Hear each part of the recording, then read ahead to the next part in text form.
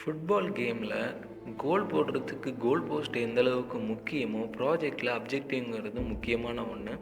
Football கேமில் player அப்டக்கிள் இல்லாத பாத்தில் பாலை கொண்டு போய் கோல் போடுவார். அதே போல் தான் நம்மளுடைய ப்ராஜெக்டையும் ஒரு ஸ்ட்ரக்சர்டான வேலை அப்டக்கிள் இல்லாத பாத்தில் கொண்டு போய் நம்மளுடைய அப்ஜெக்டிவை கம்ப்ளீட் பண்ணணும். இப்படி நம்ம கம்ப்ளீட் பண்ணால் மட்டும்தான் எஃபெக்டிவான சொல்யூஷன்ஸை நம்ம அட்டைன் பண்ண மாதிரி இருக்கும். நம்ம இன்னைக்கு வீடியோவில் எஸ்எம்இடியில் உள்ள 6 ஸ்டேஜஸ் இல்லைனா ஸ்டாண்டர்ட்ஸ் ஆஃப் ஸ்ட்ரக்சர்டு வே பற்றி தான் பார்க்க போகிறோம். வாங்க வீடியோக்குள்ளே போகலாம்.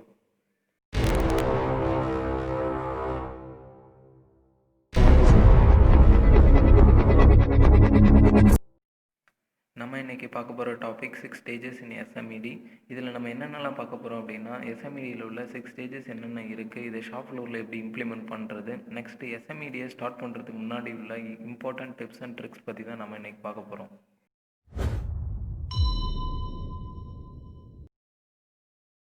எஸ்எம்இடியில் உள்ள 6 ஸ்டேஜஸ் பற்றி பார்க்குறதுக்கு முன்னாடி எஸ்எம்இடியோட இன்ட்ரோடக்ஷன் வீடியோவையும் 7 டைப்ஸ் ஆஃப் இண்டஸ்ட்ரியல் வேஸ்ட் பற்றின வீடியோவையும் மறந்துடாமல் பாருங்கள்.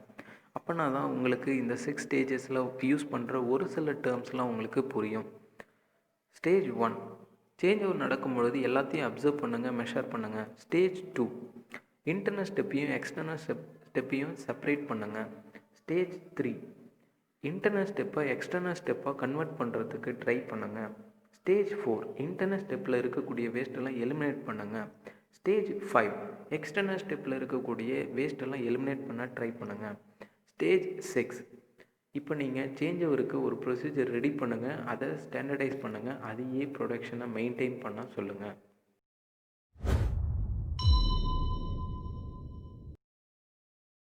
நமக்கு சேஞ்ச் ஓவர்னால் என்ன, சேஞ்ச் ஓவர் டைம்னா என்னன்றது தெரியும். ஸ்டேஜ் 1ல் இருக்கிற எல்லா ஆப்ரேஷன்ஸையும் அப்சர்வ் பண்ணணும். இதில் என்னென்னலாம் அப்சர்வ் பண்ணணும் அப்படின்னா, ஆப்ரேட்டர்ஸோட ஆக்டிவிட்டி, அந்த ஆக்டிவிட்டிக்கு அவங்க எடுத்துக்கிற டைமு, மிஷினோட மாடிஃபிகேஷன்ஸ் என்னென்ன பண்ணுறாங்க, அதாவது டூல் அண்ட் டையில் என்னென்ன அட்ஜஸ்ட்மெண்ட் பண்ணுறாங்க, அதே போல் மெட்டீரியல் மூவ்மெண்ட்டில் என்னென்ன மாடிஃபிகேஷன்ஸ் பண்ணிகிட்ருக்காங்க அப்படின்றத நம்ம அப்சர்வ் அண்ட் மெஷர் பண்ணணும். ஸோ இதில் என்ன பண்ணணும் அப்படின்னா, ஆப்ரேட்டர்ஸோட எலிமெண்டல் ஆக்டிவிட்டியை வந்துட்டு ஷீட்டாக கன்வெர்ட் பண்ணி நம்ம எழுதி வச்சுக்கணும்.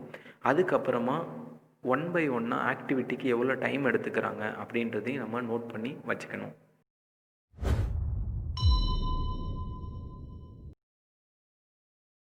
இன்டர்னல் ஸ்டெப்பையும் எக்ஸ்டர்னல் ஸ்டெப்பையும் செப்பரேட் பண்ணுறதுக்கு முன்னாடி இன்டர்னல் ஸ்டெப்னா என்ன, எக்ஸ்டர்னல் ஸ்டெப்னா என்ன அப்படின்றத பற்றி தெரிஞ்சுப்போம். ஸோ இன்டர்னல் ஸ்டெப் அப்படிங்கிறது ரன் ஆகிட்டு இருக்க ஒரு ப்ரொடக்ஷன் லைனை ஸ்டாப் பண்ணிவிட்டு அதுக்கப்புறமா நம்ம பண்ணக்கூடிய சேஞ்ச் ஓவர் ஆக்டிவிட்டீஸ் எல்லாமே வந்து இன்டர்னல் ஸ்டெப்பில் வரும்.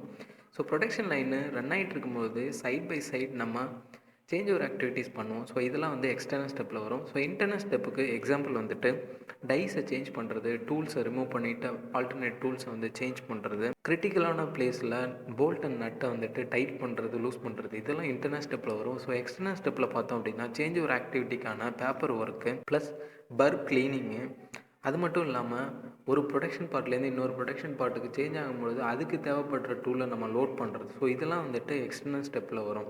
ஸோ இப்போ நம்ம இன்டர்னல் ஸ்டெப்னா என்ன, எக்ஸ்டர்னல் ஸ்டெப்னா என்ன அப்படின்றது தெரிஞ்சிருச்சு. ஸோ நம்ம ஸ்டேஜ் 1ல் நம்ம அப்சர்வ் அண்ட் மெஷர் பண்ணி வச்சுருக்க எலிமெண்டல் ஆக்டிவிட்டியில் எது இதெல்லாம் இன்டர்னல் ஸ்டெப், எது இதெல்லாம் எக்ஸ்டர்னல் ஸ்டெப் அப்படின்னு சொல்லிட்டு மார்க் பண்ணி செப்பரேட் பண்ணணும்.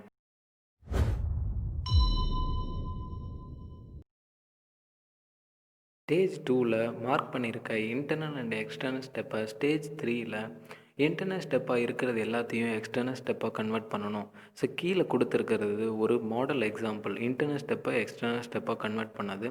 ஸோ ஒரு ப்ரொடக்ஷன் லைனை எடுத்துட்டோம் அப்படின்னா கண்டிப்பாக ஒரு ப்ரொடக்ஷன் பார்ட்லேருந்து இன்னொரு பார்ட்டுக்கு சேஞ்ச் ஆகும்பொழுது டை ஆனது சேஞ்ச் பண்ணுவோம், டூல் ஆனது சேஞ்ச் பண்ணுவோம். ஸோ இந்த மாடலில் பார்த்தீங்க அப்படின்னா இப்போ நான் டை சேஞ்ச் பண்ணோம் அப்படின்னா போயிட்டு ஸ்டோரேஜில் போயிட்டு எடுத்துகிட்டு வர மாதிரி இருக்கும். ஸோ இதுக்கு டைம் நிறைய செலவானுச்சு. ஸோ இதே நான் வந்துட்டு ப்ரொடக்ஷன் லைனுக்கு நியர்பையாக வச்சுருந்தேன் அப்படின்னா எனக்கு டைம் எக்ஸ்பென்ஸ் ஆனது கம்மியாயிடும். அதே போல் ஒரு சில டைஸ்லாம் வந்துட்டு பிஃபோராக ஹீட் பண்ணிவிட்டு நான் வந்து அசம்பிள் பண்ணுற மாதிரி இருந்துச்சு. ஸோ அந்த மாதிரியான இடத்துலலாம் வந்துட்டு நான் சேஞ்ச் ஒரு டைமில் ஹீட் பண்ணாமல் அதுக்கு முன்னாடியே நான் வந்து ஹீட் பண்ணி அசம்பிள் பண்ணுற மாதிரி மாற்றிட்டேன்.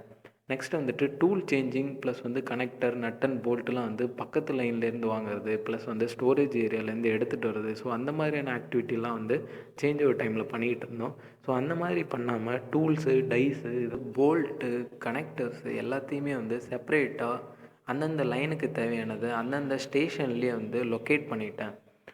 நெக்ஸ்ட்டு வந்துட்டு டை ஆனது எடுத்து ப்ளேஸ் பண்ணும்போது அதில் இருக்கக்கூடிய பர்ரு டஸ்ட்டு இதெல்லாம் வந்து ப்ரொடக்ஷன் பார்ட்டில் வந்துட்டு அஃபெக்ட் ஆகலாம். ஸோ அதுக்காக க்ளீன் பண்ணுவோம். ஸோ அந்த மாதிரி க்ளீன் பண்ணுறதையும் சேஞ்ச் ஓவர் டைமில் தான் வந்து பண்ணுவோம்.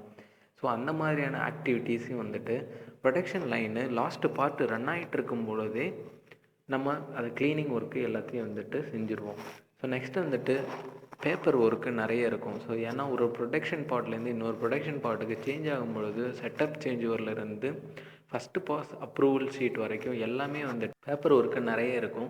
ஸோ இந்த மாதிரியான பேப்பர் ஒர்க்கெலாம் வந்துட்டு லாஸ்ட்டு பார்ட்டு ரன் ஆகிட்டு இருக்கும் பொழுது இல்லைனா அந்த செட்டப் ஆனது கம்ப்ளீட் ஆகி ஷிஃப்ட்டு முடியும் பொழுது நம்ம பேப்பர் ஒர்க் செய்கிற மாதிரி இருக்கும்.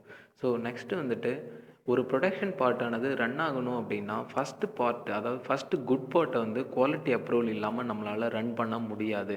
ஸோ அந்த ஃபஸ்ட்டு பார்ட்டை குவாலிட்டி அப்ரூவ் பண்ணுறதுக்கு வரத்துக்கு டிலே ஆகும். எதனால் அப்படின்னா நம்ம சேஞ்ச் ஓவர் பண்ணும்பொழுது தான் குவாலிட்டி ஃபேக்கல்ட்டிக்கு கால் கொடுப்போம். ஸோ அந்த மாதிரி கால் கொடுக்கும் பொழுது நம்ம அவருக்காக ஒரு 10 மினிட்ஸ்னாவது வெயிட் பண்ணுற மாதிரியான சுச்சுவேஷனுக்கு தள்ளப்பட்டுருவோம். ஸோ அந்த மாதிரி வெயிட்டிங் மினிட்ஸை வந்து கம்மி பண்ணோம் அப்படின்னா சேஞ்ச் ஓவர் பண்ணுறதுக்கு பிஃபோராகவே நம்ம இன்டிமேஷன் கொடுக்கணும். ஸோ அந்த மாதிரி இன்டிமேஷன் கொடுத்தோம் அப்படின்னா குவாலிட்டி ஃபேக்கல்ட்டிஸ் பிஃபோராகவே நம்ம ப்ரொடக்ஷன் லைனுக்கு வந்துட்டு இன்ஸ்பெக்ட் பண்ணி நம்மளுடைய ப்ரொடக்ஷன் லைனை குயிக்காக ரன் பண்ண வைப்பாங்க.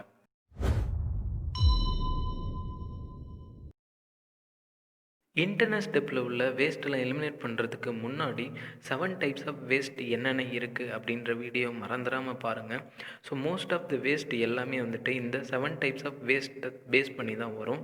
ஸோ அதை தவிர உள்ள 3 கேட்டகரியை சூஸ் பண்ணி உங்களுக்கு எக்ஸ்பிளைன் பண்ணுறேன். ஸோ ஃபஸ்ட் ஒன் வந்துட்டு fastening, second one positioning, third one adjustment. So ஃபாஸ்ட்னிங்கில் எங்கெங்கெல்லாம் வேஸ்ட்டு நடக்கும் அப்படின்னா லென்த்தான போல்ட் இருக்கிற இடத்த நீங்கள் வந்து ஃபுல் லென்த் போல்ட்டையும் நீங்கள் வந்து கிளட்டுற மாதிரி இருக்கும். ஸோ அதே ஷார்ட் பண்ணிங்க அப்படின்னா டைமும் ரெடியூஸ் ஆகும். ஸோ செகண்ட் ஒன் வந்துட்டு ஸோ மோஸ்ட் ஆஃப் வந்துட்டு எல்லா கம்பெனிஸ்லேயும் வந்து ஸ்பேனர்ஸ் யூஸ் பண்ணுவாங்க, அதே போல் ரிஞ்சஸ் யூஸ் பண்ணுவாங்க, ஸ்க்ரூ ட்ரைவர்ஸ் யூஸ் பண்ணுவாங்க, மேனுவல் ஸ்க்ரூ ட்ரைவர்ஸ் யூஸ் பண்ணுவாங்க. ஸோ இந்த மாதிரியான இடத்துல ஏர் ப்ரெஷர் யூஸ் பண்ணி இயங்கக்கூடிய ஒரு சில எக்யூப்மெண்ட்ஸ்லாம் இருக்குது. நட் ரன்னர்ஸ் இருக்குது, அதே போல் ஸ்க்ரூ ட்ரைவர்ஸ் இருக்குது. ஸோ இந்த மாதிரியான எக்யூப்மெண்ட்ஸை ப்ளேஸ் பண்ணும்போது நமக்கு டைம் நிறைய சேவ் ஆகும்.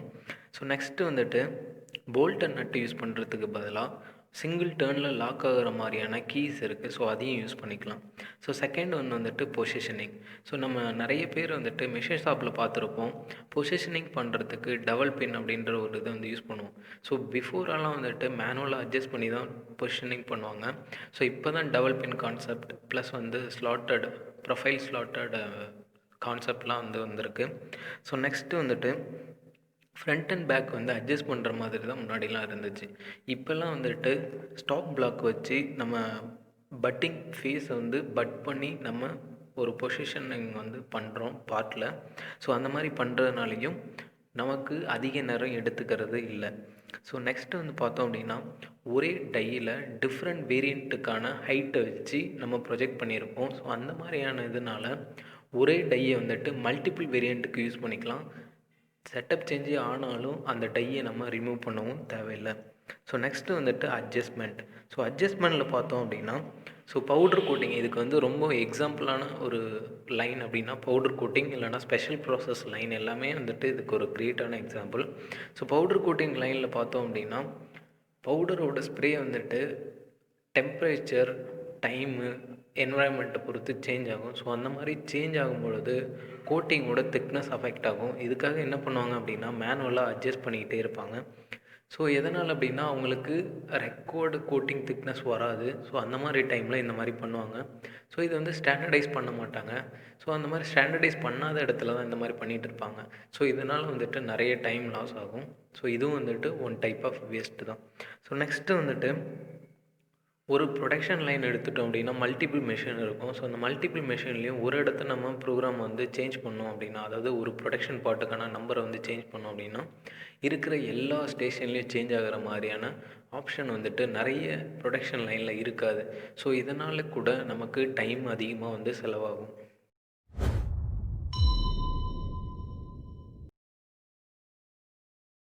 நம்ம என்ன தான் எக்ஸ்டர்னல் ஸ்டெப்பில் மெஷின் ரன் ஆகிட்டு இருக்கும்பொழுதும் சேஞ்ச் ஓவர் ஆக்டிவிட்டி பண்ணினாலும் டைம் டேக்கன் ரொம்ப அதிகமாக தான் இருக்கும்.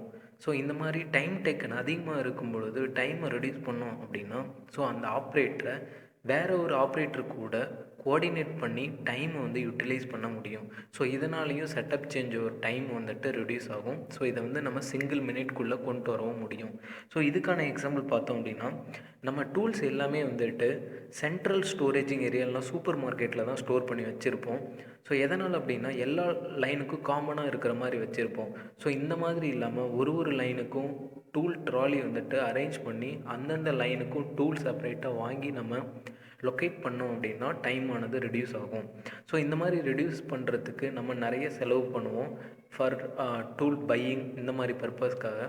ஸோ இந்த மாதிரி வாங்கினா மட்டும்தான் நம்மளாலே செட்டப் சேஞ்ச் ஒரு டைமை ரெடியூஸ் பண்ண முடியும். ஸோ இதனுடைய பெனிஃபிட்டை நீங்கள் லாங் டைமில் கன்சிடர் பண்ணும்போது மட்டும்தான் அதனுடைய பெனிஃபிட் பெருசாக இருக்கும். ஸோ எதனால் அப்படின்னா, ஒரு டூலோட காஸ்ட்டே 10,000 12,000 வரும். ஸோ அது நார்மலாக வந்துட்டு 1 மினிட் 2 மினிட் செட்டப் சேஞ்ச் ஒரு டைமுக்காக எதுக்கு இவ்வளோ செலவு பண்ணுறீங்க அப்படின்னு கொஷின் ரைஸ் ஆகும். ஸோ இதே 1 இயருக்கு எடுத்துட்டிங்க அப்படின்னா 2 மினிட்ஸ் பர் செட்டப் சேஞ்சுக்கு நீங்கள் சேவ் பண்ணிங்க அப்படின்னா 365 டேஸில் 10,000 செட்டப் சேஞ்ச் ஆகிருக்கு, இல்லைனா 100 செட்டப் சேஞ்ச் ஆகிருக்கு அப்படின்னா நீங்கள் 200 மினிட்ஸ் வந்து சேவ் பண்ணியிருப்பீங்க. அந்த 200 மினிட்ஸில் நீங்கள் எத்தனையோ ப்ராடக்ட்டை வந்து சேல் பண்ணியிருப்பீங்க, ப்ரொடியூஸ் பண்ணியிருப்பீங்க. ஸோ இந்த மாதிரியான திங்கிங் மட்டும்தான் நம்மளாட்டி பெனிஃபிட்டான எஃபெக்டிவான ஒரு ப்ரொடக்ஷன் லைனை ரன் பண்ணுறதுக்கான திங்கிங். ஸோ நெக்ஸ்ட்டு பார்த்தோம் அப்படின்னா, ஒரு ப்ரொடக்ஷன் பார்ட்டானது சேஞ்ச் ஆகும் பொழுது நிறைய ஆப்ரேட்டர் பண்ணக்கூடிய தப்பு அலன் கீ தேடுறது, பேனர்ஸ், கனெக்டர்ஸ் இதெல்லாம் வந்து சர்ச் பண்ணுவாங்க. ஸோ எதனால் அப்படின்னா, அதை வந்து ஸ்டாண்டர்டான பிளேஸில் வைக்க மாட்டாங்க. ஸோ அந்த மாதிரி வைக்காததுனால நமக்கு அதிக நேரம் எடுத்துக்குது. ஸோ இந்த மாதிரியான சில்லி ரீசன்னாலேயும் நம்மளுடைய செட்டப் சேஞ்ச் ஒரு டைம் ஆனது ரொம்ப அதிகமாக எடுத்துக்குது. ஸோ தேர்டு ஒன் பார்த்தோம் அப்படின்னா, ஒரு ஆப்ரேட்டர் ஒரு ஸ்டேஷனில் ஒர்க் பண்ணுறாரு அப்படின்னா சேஞ்ச் ஓவர் ஆகும்பொழுதும் அதே ஸ்டேஷனில் மட்டும்தான் ஒர்க் பண்ணுவார். எதனால் அப்படின்னா, அவரோட மைண்ட் செட் அதில் மட்டும்தான் கான்சென்ட்ரேட்டடாக இருக்கும். ஸோ ஈவன் அவரோட செட்டப் சேஞ்ச் ஒரு டைமு கம்மியாக இருந்தாலும் அடுத்த ஸ்டேஷனுக்கு சப்போர்ட் பண்ணுறதுக்கு ஒரு மைண்ட் தாட் இருக்காது. ஸோ அந்த மாதிரியான கண்டிஷனை வந்து நம்ம நெக்லெக்ட் பண்ணணும். ஸோ அவங்களுக்கு ப்ராப்பராக ட்ரைனிங் கொடுத்து ஒரு ஸ்டேஷன் ஆப்ரேட்டர் இன்னொரு ஸ்டேஷன் ஆப்ரேட்டருக்கு கோஆர்டினேட் பண்ணுற மாதிரி கமாண்டை ஃபீட் பண்ணணும்.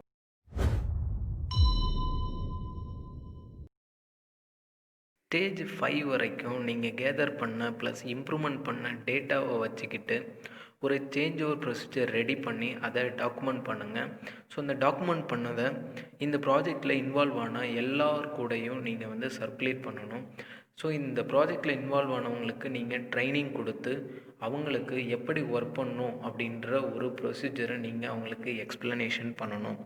ஸோ இவங்களுக்கு எக்ஸ்பிளைன் பண்ணதுக்கு அப்புறமா operating standard, manufacturing system design, quality control, process சார்ட்லலாம் நீங்கள் பண்ணின மாடிஃபிகேஷன்ஸை அப்டேட் பண்ணணும் வித் ரிவிஷன் நம்பரோட. ஸோ இந்த ரிவிஷன் நம்பரில் எனி மிஸ்டேக்ஸ் நடந்துச்சுன்னா IATF, VD audit plus CQ ஆடிட்டில் நிச்சயமாக பெரிய ப்ராப்ளம் வரும். ஸோ நெக்ஸ்ட்டு வந்துட்டு நீங்கள் ஸ்டாண்டர்ட்ஸில் அப்டேட் பண்ணிட்டீங்க. அதே போல் உங்களோட சேஞ்ச் ஓவரை நீங்கள் எஸ்டாப்ளிஷ் பண்ணுங்கள். ஸோ இந்த எஸ்டாப்ளிஷ் பண்ண சேஞ்ச் ஓவர் ப்ரொசீஜர் ஆஃப்டர் 1 வீக்குக்கு அப்புறமாவும் அது கரெக்டாக இருக்கும் அப்படின்னு சொல்ல முடியாது. ஸோ அதனால் நீங்கள் கண்டிப்பாக சேஞ்ச் ஓவர் மெஷர் பண்ணுங்கள். அதை வந்து மந்த்லி ட்ராக் பண்ணுங்கள். நீங்கள் பண்ணின சேஞ்ச் ஓவர் டைமுக்கு தான் சேஞ்ச் ஓவர் நடக்குதா, இல்லை அதை விட அதிகமாக டைம் எடுத்துக்கிறாங்களா அப்படின்றத ட்ராக் பண்ணி அதை பிளான்ட் லெவலில் சர்க்குலேட் பண்ணுங்கள். ஃபைனலாக இந்த மாதிரி ஒரு சேஞ்ச் ஓவர் மேட்ரிக்ஸ் ப்ரிப்பேர் பண்ணுங்கள். இதை ப்ரொடக்ஷன் லைன்லேயும் plus involved team, cross functional team கூடயும் நீங்கள் சர்க்குலேட் பண்ணிக்கோங்க. ஸோ இது ரொம்பவும் ஹெல்ப்ஃபுல்லாக இருக்கக்கூடிய ஒரு மேட்ரிக்ஸ். ஸோ ஒரு பார்ட்லேருந்து இன்னொரு பார்ட்டுக்கு சேஞ்ச் ஆகிறதுக்கு எல்லா பார்ட்டுக்கும் சேம் டைம் தான் எடுத்துக்காது. ஸோ டிஃப்ரெண்ட் டைம் எடுத்துக்கும். ஸோ அந்த டிஃப்ரெண்ட் டைமே எல்லாருனாலையும் ஞாபகம் வச்சுக்க முடியாது. ஸோ அந்த மாதிரியான சுச்சுவேஷனில் இது ரொம்ப ஹெல்ப்ஃபுல்லாக இருக்கும். ஸோ அது மட்டும் இல்லாமல் இந்த சேஞ்ச் ஓவர் மேட்ரிக்ஸை பார்த்து எந்தெந்த டைம் ஹையாக இருக்கோ அதை குறைக்கிறதுக்கு நிறைய ப்ராஜெக்ட் ஸ்டார்ட் பண்ணவும் இது ஹெல்ப்ஃபுல்லாக இருக்கும். Thank you so much for watching this video. Please subscribe, share, like. If you have any doubt, you can comment it below.